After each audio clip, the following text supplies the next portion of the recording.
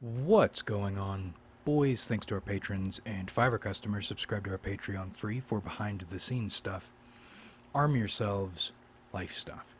There is a lot I am intending to put in this video, but while all the topics are connected somehow, it's going to be messy and we're going to miss some stuff.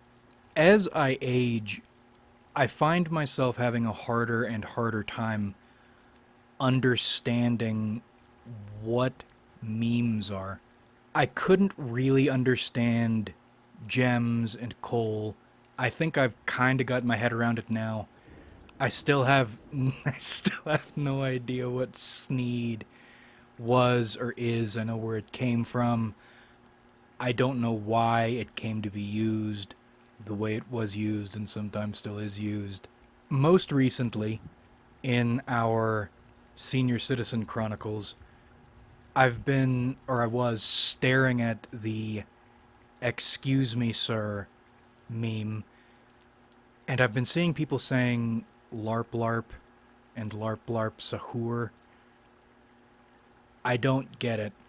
But I graduated from those little meme clips, the artist meme clips, into the song. I think it's called Charlie's Hell. And I was listening to that. I like that song quite a lot. And I was reading the comments, even though the song bugs me and the comments bug me. Everyone talking about the way this dude deserves to go to hell because he lived a life of virtue, but he didn't mean it. And that deserves eternal damnation. And that outlook makes me sick for a lot of reasons.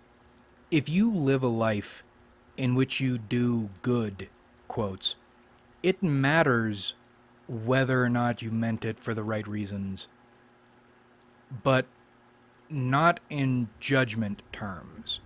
That's more of an interesting twist or spin or topping or flavor on a human experience. And the fact I think that way bugged me for a bit because I'm of I'm of two minds. I'm of the mind of what I just said.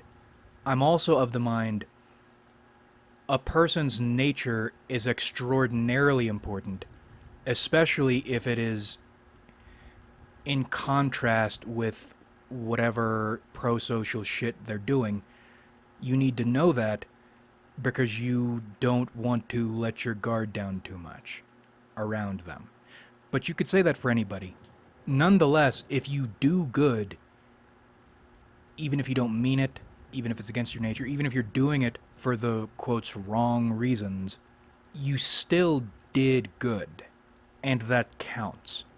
And it bothers me most of all because I think the Abrahamic religions are a virus.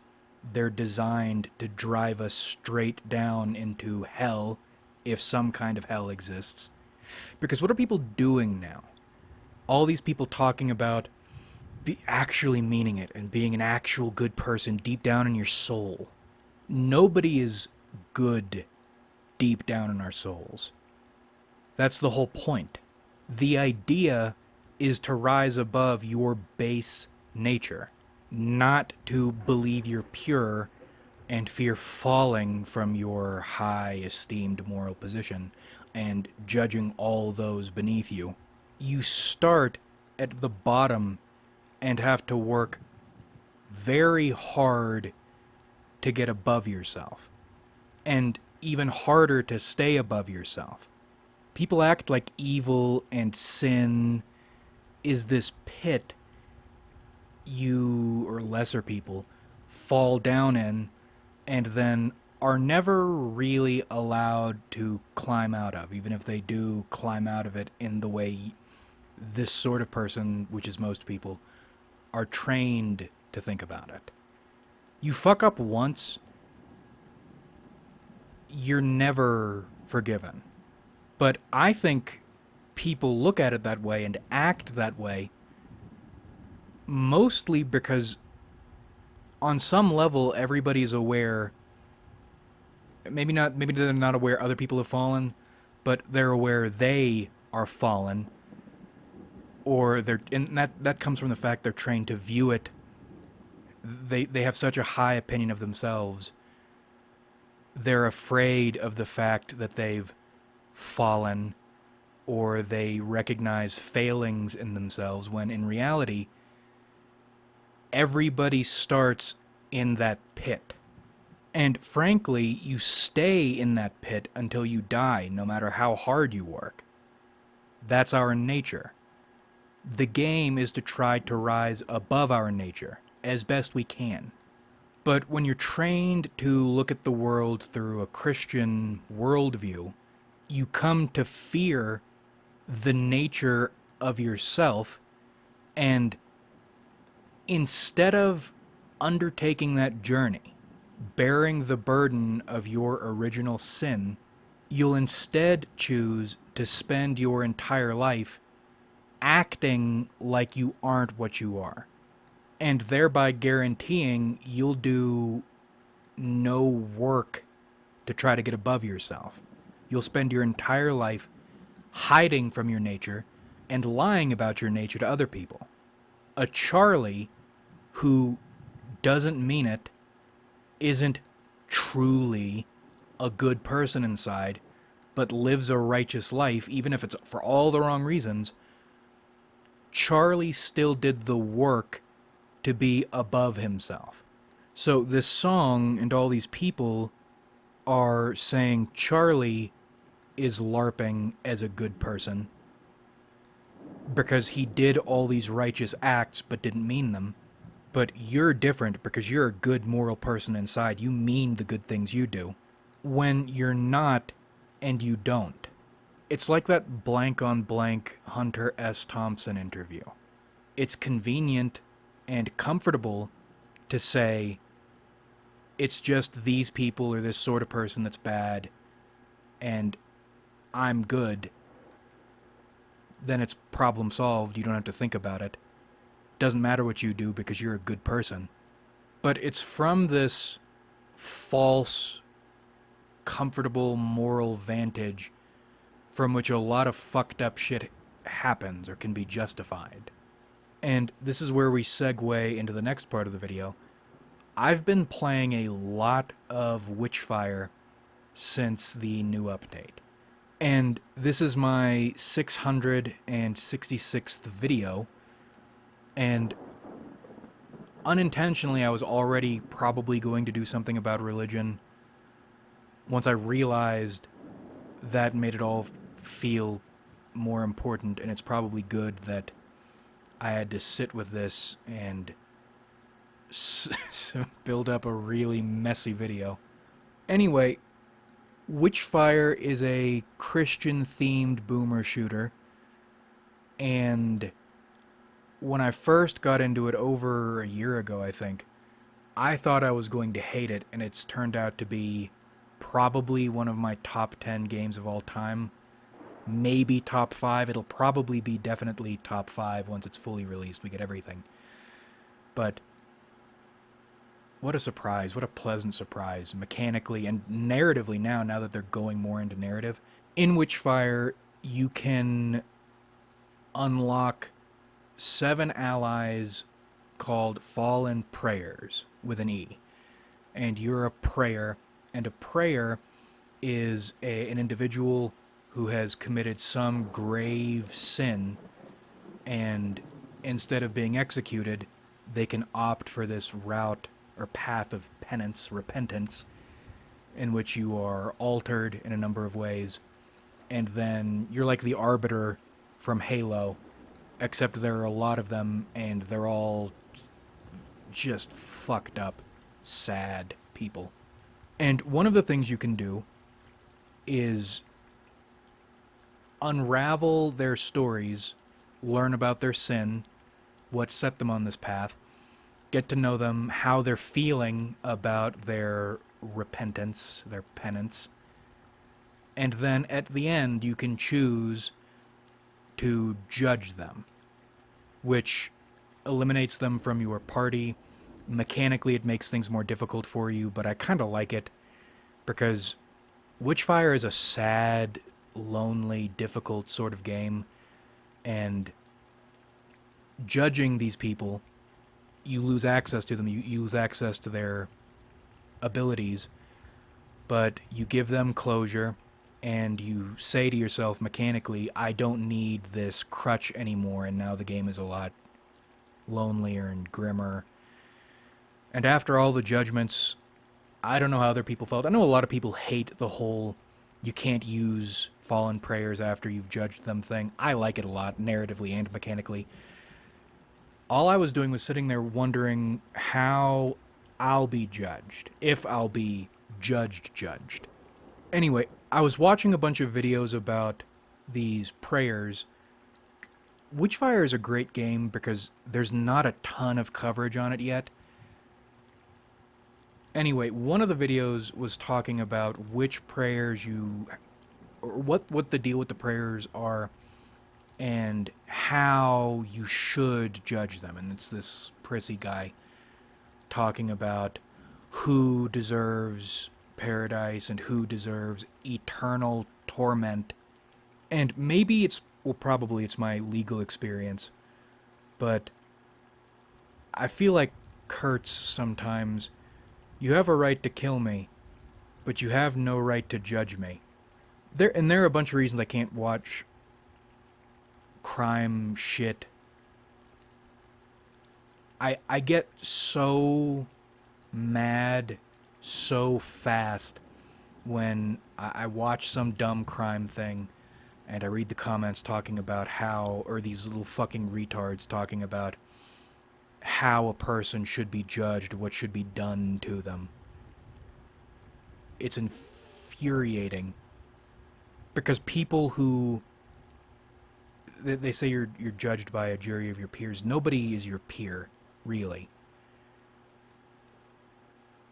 But everybody feels like they have the moral ability and the right to judge you and to do unto you based on their opinions about your life. Anyway, I got into all the prayers and learning about them and judging them. And the prayers are great because nothing is black and white. Nothing is clear, their arguments. And this is not it's morally gray. It's human. I hate using all these adjectives. It's people doing people things. The best and the worst. And not to continue ASPD glazing, but I feel confident a lot of ASPD experience or thinking, research, whatever, went into this game and a lot of other stuff, a lot of other psychological and spiritual stuff with the prayers, and especially with the witches, who, after you dig into them a bit, feel more like, or feel like a Christian fantasy form of sociopaths. But judging the prayers felt difficult at first because it's a binary option. Either you send them to eternal torment or you send them to eternal paradise. And one of the metrics that dude used to judge them is, are they sorry for what they did? Are they a good person, but not really a good person because they did bad? You can't fix that by doing anything. So, are you sorry enough? And that's bullshit for a bunch of reasons. Starting with the virtue larping thing, with the Charlie in hell thing. These are prayers. They did their penance. They repented through service. And they died their final deaths in the line of duty. For me, that's uncomfortable with some... If that were the only metric, that would be uncomfortable. Because, as it turns out, humans when they know you are judging the fate of their eternal souls and might send them to eternal torment, they don't act completely rationally. They don't act completely righteously. And in a lot of cases, not all of them are fully repented. If that even matters, they're walking this path of penance, they died in the service of it. It's like going to prison. Let's say you went to prison for legitimate reasons, you actually did something fucked up and went to prison. You served your sentence, you're good. You're out, you're good to go. That's not the way it works in real life. But you paid the price, and you should be allowed to live now. Like Patrice O'Neill said, I don't remember the case. I think it was Michael Vick, but I feel like he was talking about somebody else in relation to the Michael Vick case. He served his "I'm not sorry about it" time. You served the time. And also the Patrice O'Neill thing, certain crimes of passion, you would never do something like that again. This is not a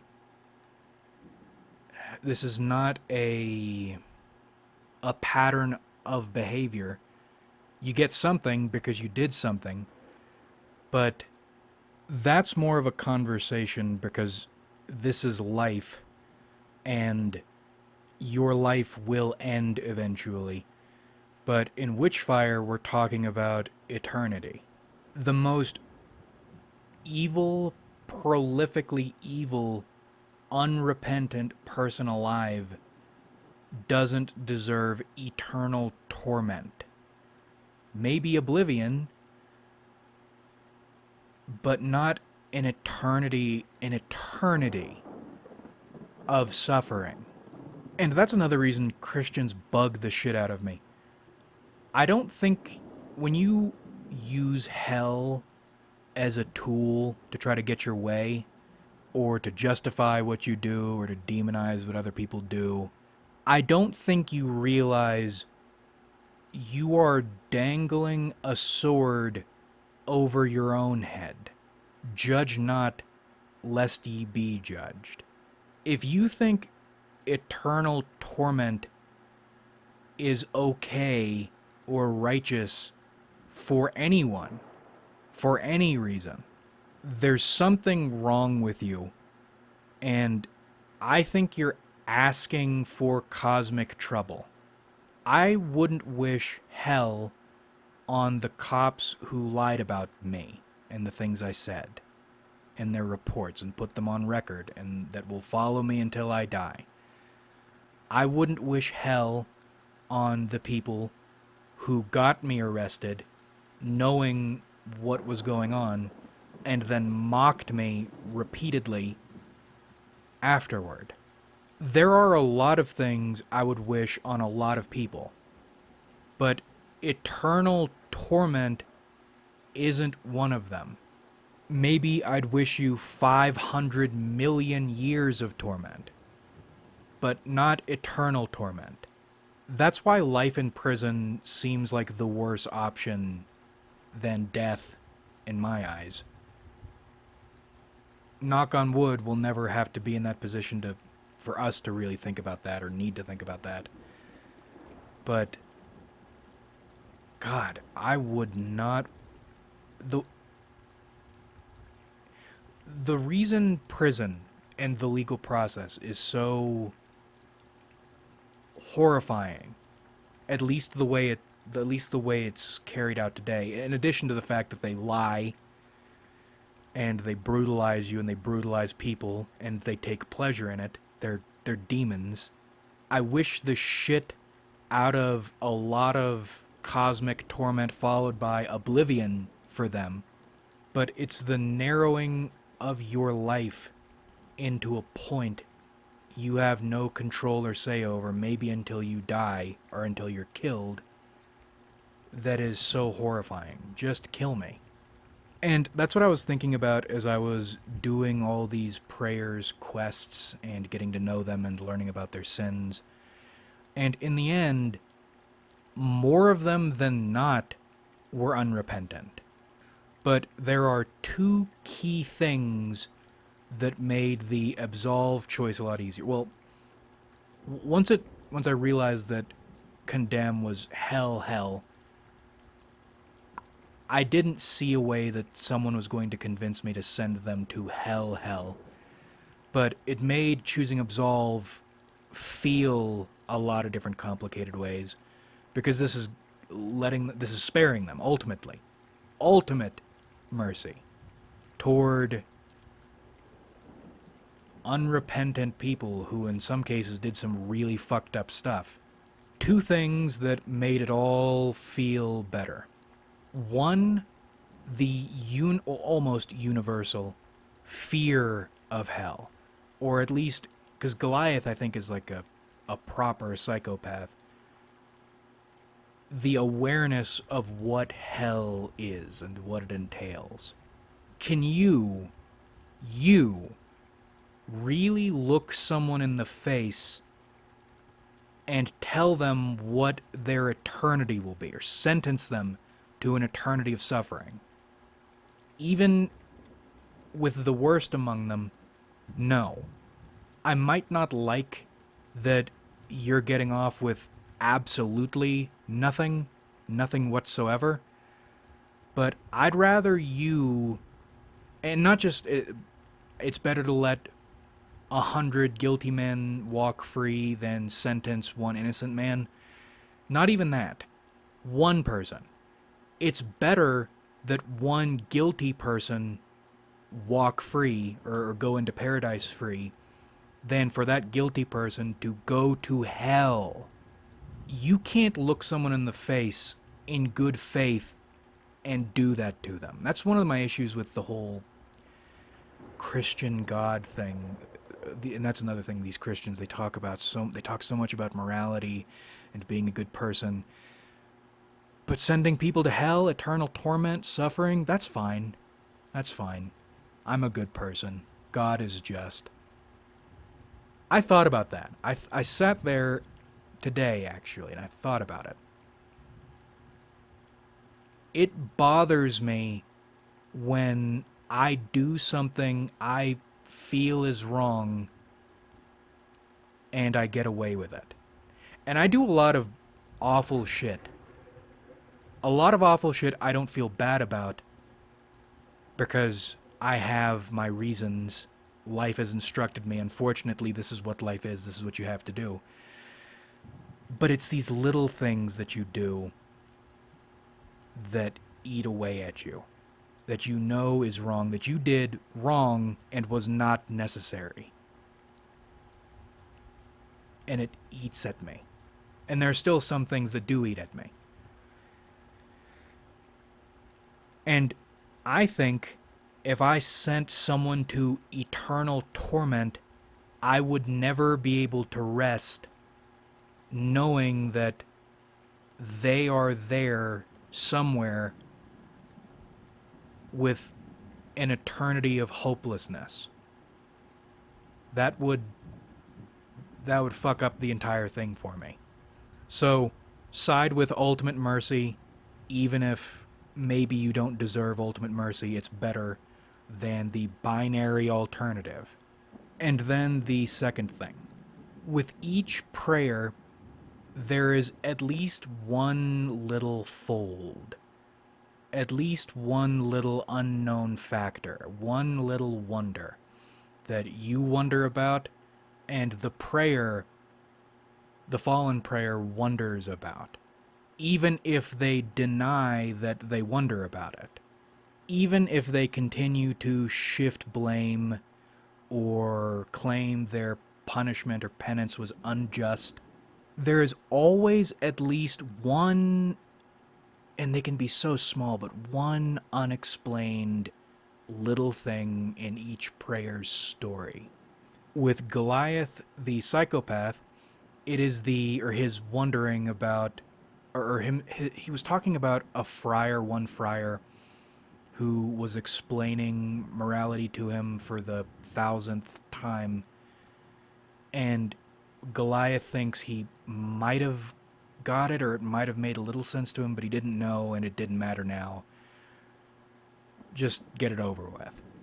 And if I'm remembering correctly, it was the way the friar was saying Goliath hadn't had a choice in his being led to develop appetites for sin and terrible things, even though, I'm pretty sure Goliath was an actual psychopath. But the friar said he could learn to have an appetite, choose to have an appetite for God and virtue and righteousness. And something about that stuck with Goliath, but he never acted on it in life, and he says it doesn't matter now. But the point is, something was there. Then you have Elias, the perfectionist witch hunter. Perfect prayer. Can account for everything he's done and justify all of them, including the thing he got sentenced for.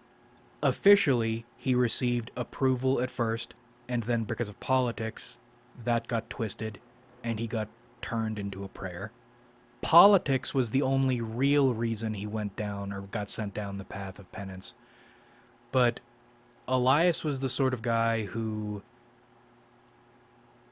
believed by following the letter of the law to the letter that he was being moral, or that was morality, and he confronted a woman who healed indiscriminately, and that included healing criminals who went out and hurt people, and he killed her, and she wasn't a witch, but before he killed her, she forgave him for what he was about to do, and that infuriated him, and he killed her. But he kept one of her cloths, and he, I guess, reflected on it often, rubbed his face with it. And this is a fun one, because I'm actually on Elias's side here for pretty much all of this, including the way healing indiscriminately was probably not the best thing to do. Healing criminals that you know are criminals, you know they're going to go out and hurt people. What are you doing? And if some bitch forgave me for doing what I thought was right, and not even thought was right, but realistically, logically, was right, fuck that bitch. She's dead. Still, Elias annoys the shit out of me because of his hoidiness and his toidiness. And Elias is feeling totally justified at all times, and even in penance, even now, in the face of damnation, is saying, I didn't do shit wrong. But she got him mad, and he struck in anger, and he kept her, a memento of her, of this healer, and what she represented. And even though he would probably never say it, he may not even admit it to himself, and I think he says he doesn't know why he kept it, especially for as long as he did. Something was there. There was something in that woman, in her nature, what she did, that challenged Elias's entire everything on a low, deep, primal level. And I would still say Elias is right, but there is something more there. And even if Elias would never admit it, in us, when we run into these moments, things that challenge us, and we still believe we're right, but there's something there. There's something there. And it's important to me, existentially important to me, that even if someone never pulls on those threads, the fact they're there and on some level they're aware of them, preserving the opportunity, even if it takes almost an eternity, to look into it and try to figure it out, even if you never do figure it out, that's really important to me spiritually, and I'm not sure why. But I'd hate to deprive somebody of their opportunity to explore whatever there is something is. And even in extreme cases, too, a lot of people seem to agree Mammon, because he lies to you, to your face, constantly. He tries to trick you, but again, how can you blame him for that when his eternal soul is on the line? But even if he wasn't, he was just a liar. He was a liar in life, he was a liar in death. Lies to your face. But you can do a little secret thing and catch him in his lie at the very end, and he begs for mercy, and he's totally unrepentant, maybe one of the most traditionally evil characters possible, which should be flat, but not really. He does some fucked up stuff. He doesn't feel as evil to me. Cain. Oh wow, that actually just clicked. That why his name is Cain. That's funny. Cain feels like the most evil to me. Probably because I see a lot of myself in him. They're all the prayers are literally me characters, by the way. All of them are literally me. Orion is great. They're all great. They're so great. Anyway, having the sort of breakdown, mental breakdown, emotional breakdown, fear breakdown, Homelander should have had at the end of The Boys instead of whatever the fuck that was. You absolve him. You have him dead to rights. You absolve him anyway. And his "there's something" moment is after you've already absolved him. It's his realizing he doesn't deserve. Well, that's tricky. Because again, it's hell. Full absolution or full damnation. You're gonna get full absolution. We have to go one or the other. But he realizes there's something in your absolving him that changes the entire mood of his character. And I think Mammon's absolution was so impactful to me because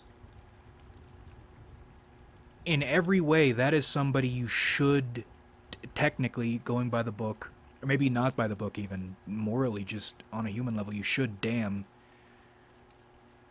You show him mercy, and then he gets his "there is something." It's the idea that if you take away someone's opportunity, even if it seems like there isn't an opportunity, you alone, you dumb little human, ensure they will never have that opportunity. They will never have the possibility of something more. And I liked Mammon as an aid. He wasn't much of a crutch, but that's why I like him. He's funny. He just does shit. In summary of this part, nobody deserves eternal suffering, eternal existence in suffering. And also, spiritually, or also, you have no right to judge. You have no right to judge. But then the other thing, it's those little unexplainable somethings or those little tugs you feel, especially in your soul, that you can't explain, but you know something's there even if you don't acknowledge them, don't want to acknowledge it.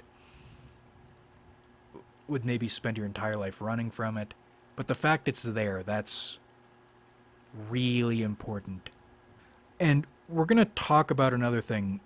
I was going to segue into the final leg of the video, but there is one thing I wanted to talk about briefly that I was going to make a video about, but this is the messy video, so we're sticking it here. If you put a gun to my head, I still have no hard certainties about anything spiritual or cosmic, but I have a lot of suspicions. And I still suspect this life is some kind of training program that's, I don't know. You remember that Samurai Jack episode in which he's turned into a chicken? And I think a bunch of cartoons did this. People get turned into animals and then they get to see the way animals are treated. And then after that, or if you had to live your life as a cow in a slaughterhouse, and then you were turned into a human, you would probably spend a lot of your time fighting for the rights of cows. I feel like that's part of what life is. It's like a training simulation. You're learning from experience what existence is, what people are, because it's going to be important later. And in that vein, life, it's not just like a program, it's a simulation training program. There are also tests. You're tested constantly to measure what you're learning and how you feel about the decisions you made using your righteousness, your internal sense of what you need to do, even if everything in life is telling you that's not what you should be doing or that that's evil, even. You know if you're making progress or not. Because you get to these big tests sometimes and you make a decision that you wouldn't have made in the past or that a lot of people think isn't the right decision, but then you know in your heart of hearts you made the right decision here. That feels good, and I think that speaks to something. But then we get into the final section, probably the messiest section. Still in Witchfire mode, one of the prayers is called Barakiel. Oh, actually, before we get into that, Messel is maybe one of, in the same way Witchfire is definitely in my top 10, maybe top 5 games. Messel is definitely in my top 10 or top 5 waifus right now. Maybe it's just like Witchfire. Top 10 right now, top 5 maybe depending on what they do with her, do with it. Goblin, little goblin woman.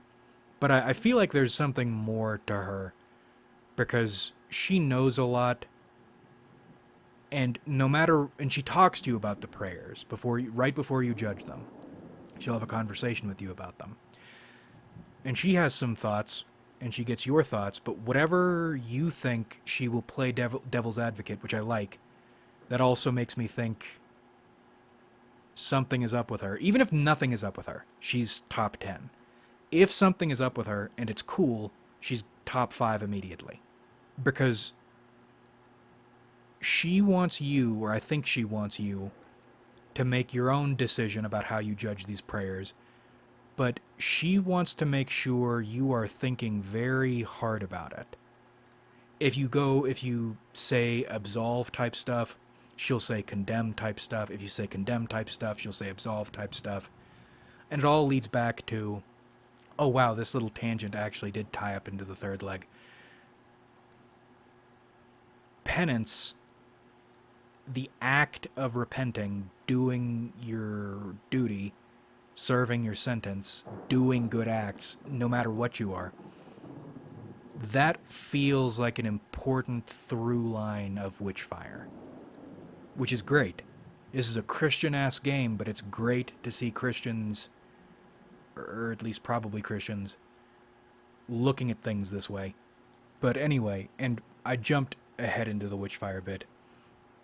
About a week ago, I stumbled across a song that I hadn't listened to in a while.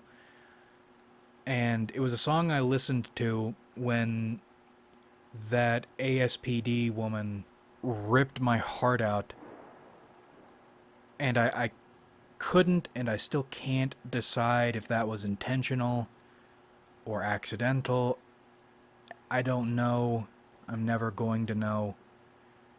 But I was listening to that song while I was hurting, and I noticed I had commented on it, and that was almost a year ago. So I'm not in pain every day, but I had this uncomfortable but weird but also not a bad feeling moment of realizing she entered, in spite of everything, she entered into the small circle of women I will love no matter what, basically. Even if every little bit, and it was only, we only spoke for 2 weeks, I think. Even if every little bit of that were engineered, designed for emotional sadism, I would still feel, or I felt so purely and so intensely that that's never going away, even if it was all false. And that's a weird feeling.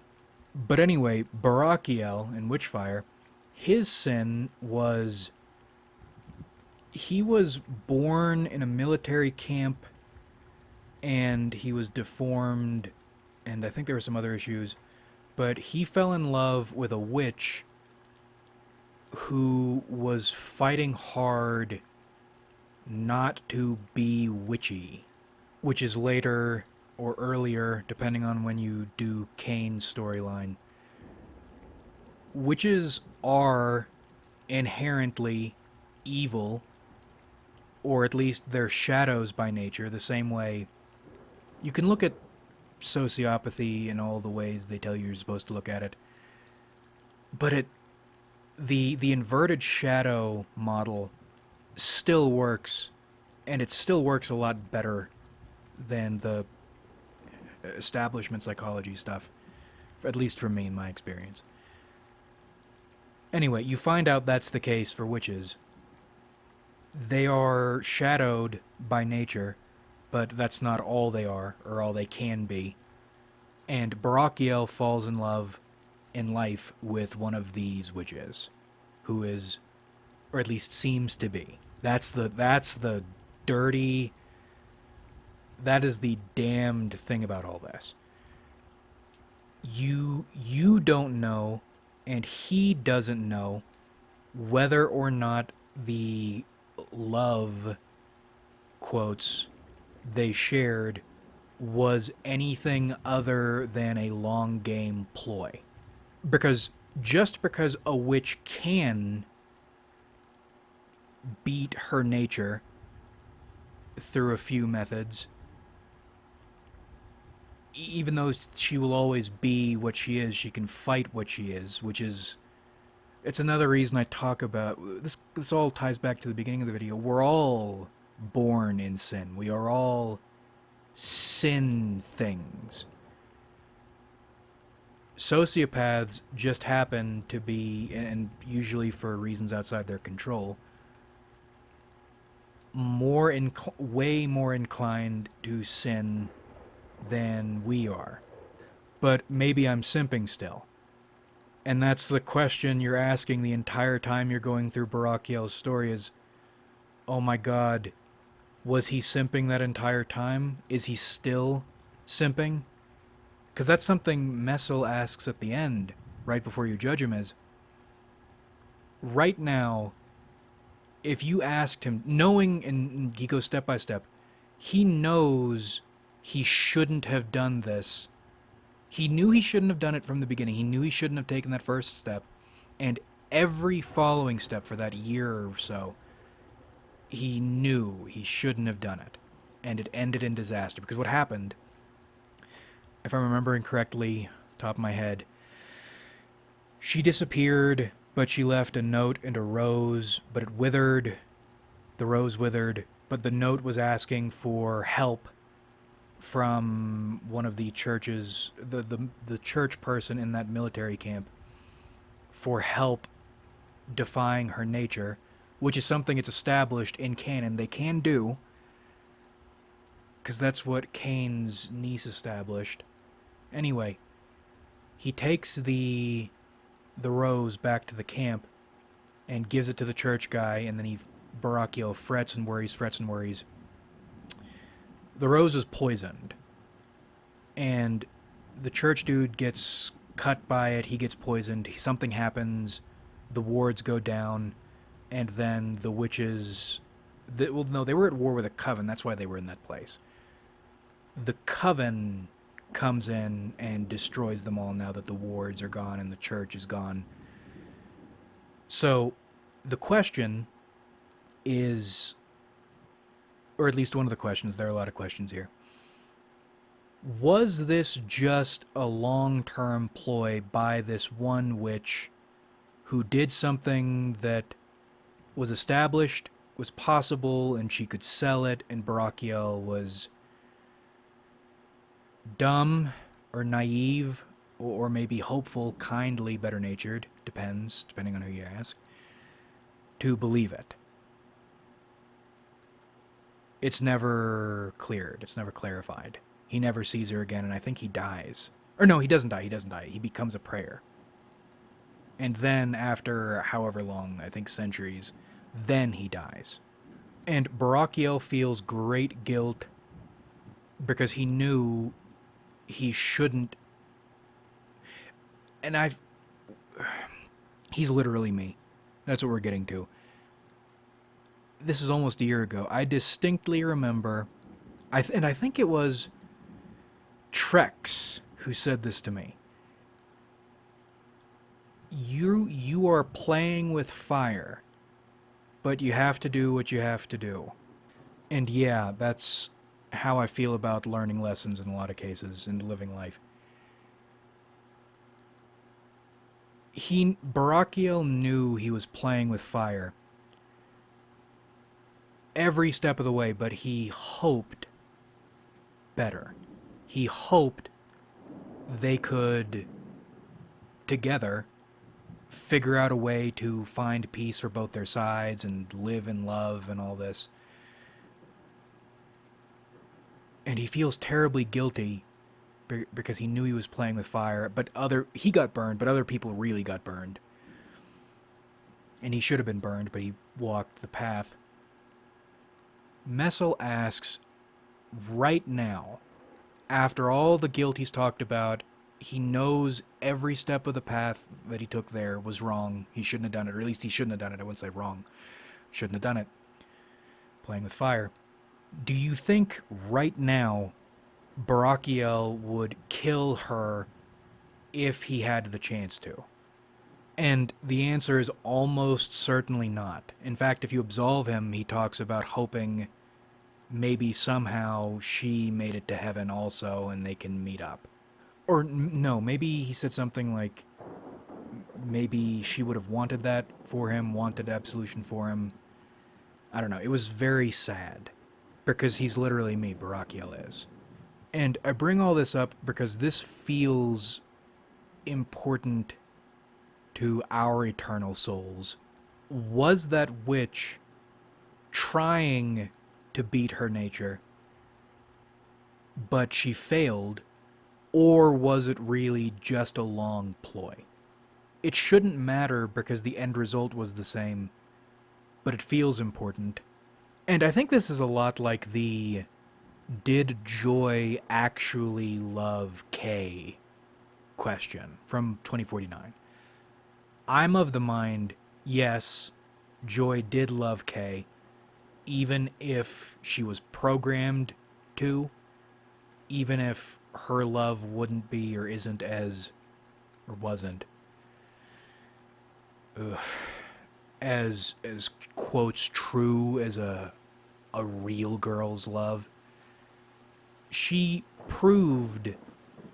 did a bunch of shit, self-sacrificing shit, sabotagey shit for Kay, and then people act like she didn't do any of that. That's the other thing, is you can be programmed to be something, and you're still an individual. I side with love. And I take the same stance with Barakiel here. But I don't think it matters. Well, it does matter, but my point is Barakiel either was led down a path or accidentally they both stumbled into a tripwire because he wanted to believe in better, and even in the end still does. I don't think you should be damned to hell for wanting to believe in peace and love. That's just me, though. Because punishing someone, especially for eternity, for wanting to believe in hope, wanting to believe in better and kindness and getting along, if you say that belief is damnable, then what is there to live for? even if you learn your lesson, hopefully, pray to God, hopefully, and don't engage in it, I don't think it's wrong or evil to hope. Hoping, especially when it is just hoping, and most of the times in your life, hope is not going to pay off. Hoping, hope alone, hope all you'll ever have, just hope, costs so much, and you're really dumb if you fall for it more than a couple times.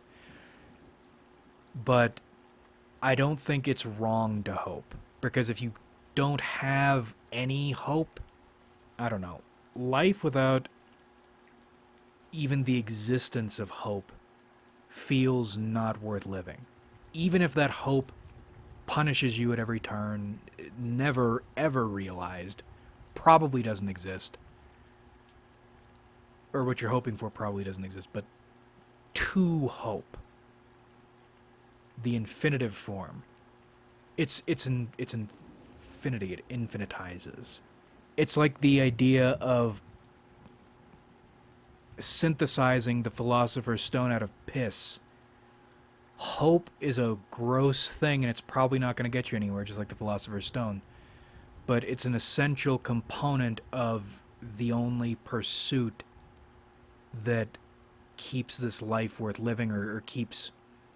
It's an essential ingredient in the recipe of our lives. Or at least a life spent moving toward whatever it is it feels like we are maybe moving toward. And everything I've just described, that's a nice way to look at it. But still, did she or didn't she? That's important too. Getting hung up on that is also part of life. In Barakiel's case and in mine, I have no idea, and I'll never know. And that's the thing, is it's so fucked up. That kind of thing is so fucked up, because even if someone handed you an answer that's perfectly reasoned out, makes perfect sense in either direction, it's such an intense thing, you're never gonna really know. But I like, for practical reasons, I'm going the hope abstinence route. But I like the fact, to hope or to believe in better, it's in contention. I like that it's in contention. I like that it's eternally inconclusive. I'll do my best to harden my heart, or continue hardening my heart, because I have to, for responsibility's sake. But I appreciate that hoping for better natures, hoping for belief in love, hoping for happiness is so intense and so reasonable. I like that it's unconquerably possible. That's what I like. And my voice is dying on me, so I think we will cut it here instead of dragging it out. Play Witchfire. Like if you enjoyed, subscribe if you haven't.